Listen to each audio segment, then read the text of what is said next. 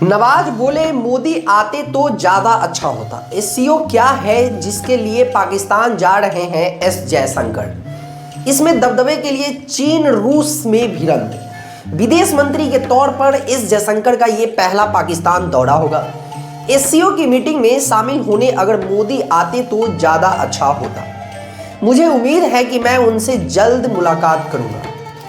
पाकिस्तान में आज यानी 15 अक्टूबर से होने वाले एससीओ की बैठक से एक दिन पहले ये बात पाकिस्तान के पूर्व प्रधानमंत्री नवाज शरीफ ने कही है।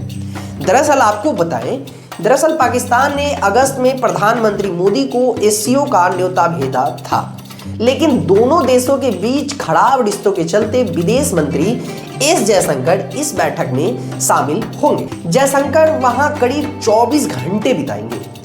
विदेश मंत्री पाकिस्तान जाने से पहले ही ये साफ कर चुके हैं, वहां जाने का मकसद सिर्फ एससीओ की बैठक है। दोनों देशों के रिश्ते पर कोई भी बातचीत नहीं होगी।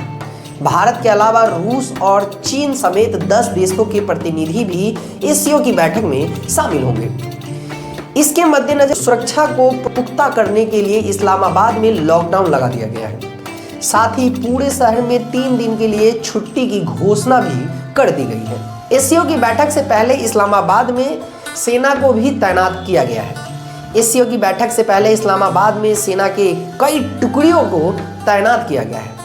8 साल 10 महीने बाद पाकिस्तान दौरा विदेश मंत्री एस जयशंकर करेंगे। 8 साल 10 महीने बाद, ऐसा मैं क्यों कह रहा हूं, तो दरअसल आपको बताऊं कि पाकिस्तान जाने वाले भारत के पहले नेता हैं 8 साल 10 महीने बाद, इसलिए भी ये दौरा खास है।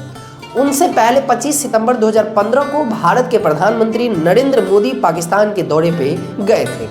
तब मोदी एक सरप्राइज विजिट पर लाहौर पहुंचे थे। उन्होंने पाकिस्तान के पीएम नवाज शरीफ से मुलाकात की थी।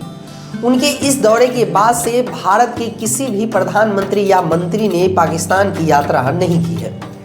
मोदी के दौरे के 1 साल बाद ही 2016 में 4 आतंकी उड़ी में भारतीय सेना के ब्रिगेड हेडक्वार्टर में घुस गए थे। इस हमले में भारतीय सेना के 19 जवान शहीद हो गए थे। तब से दोनों देशों के रिश्ते में तनाव बढ़ गया था। 2019 में जम्मू कश्मीर से आर्टिकल 370 हटने के बाद दोनों देशों के बीच रिश्ते और खराब हो गए।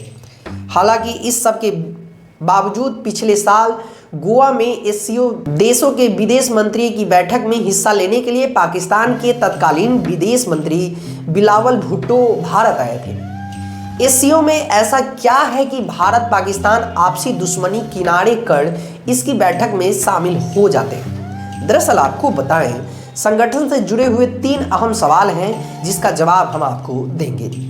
गोवा में हुए विदेश मंत्री की बैठक में बिलावल और जयशंकर ने हाथ तक नहीं मिलाए थे। गोवा में हुए विदेश मंत्री की बैठक में बिलावल और जयशंकर ने हाथ तक क्यों नहीं मिलाए थे?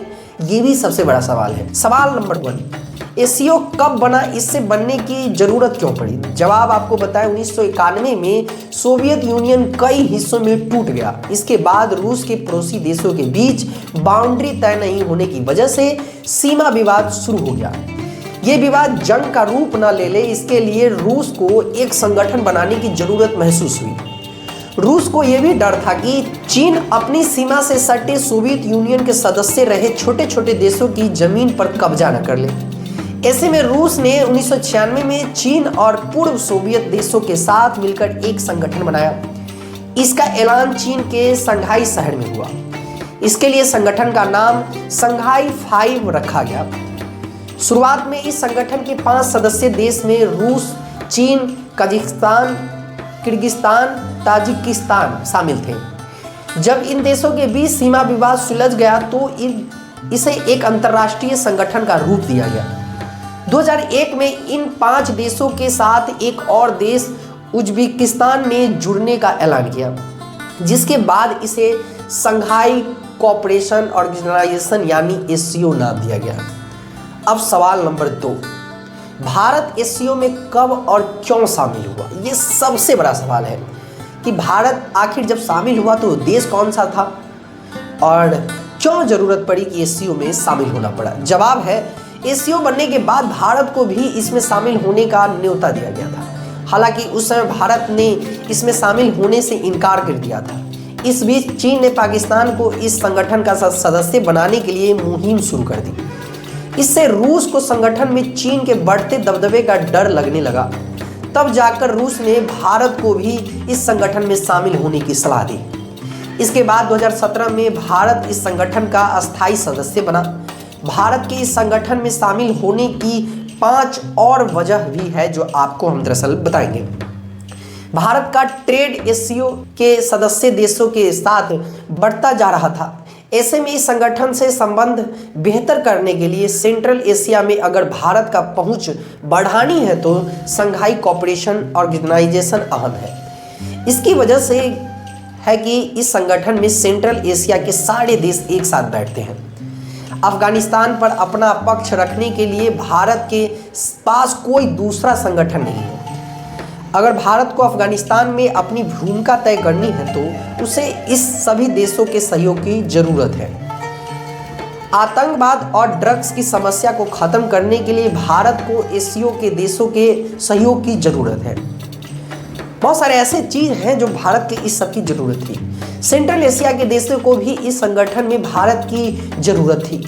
वे छोटे छोटे देश नहीं चाहते थे कि जिसके से केवल चीन और रूस ही संगठन में दबदबा बनाए रखे। इसके लिए वे भारत को भी बैलेंसिंग पावर के तौर पर चाह रहे थे। सवाल नंबर 3, आखिर एससीओ का मुख्य उद्देश्य और काम क्या है? ये बड़ा ही इंपॉर्टेंट सवाल है। दरअसल इसका जवाब मैं आपको दूं तो एससीओ देशों ने जब सीमा विवाद को सुलझा लिया तो इसका उद्देश्य बदल गया। अब इसका उद्देश्य मुख्य रूप से है सदस्य देशों को 3 तरह के शैतानों से बचाना था: अलगाववाद, आतंकवाद, धार्मिक कट्टरपंथ। अब 3 ऐसे जो पहलू है जिस पे एससीओ काम करती है। रूस को लगता था कि उसके आसपास के देशों में कट्टरपंथी सोच न बढ़े।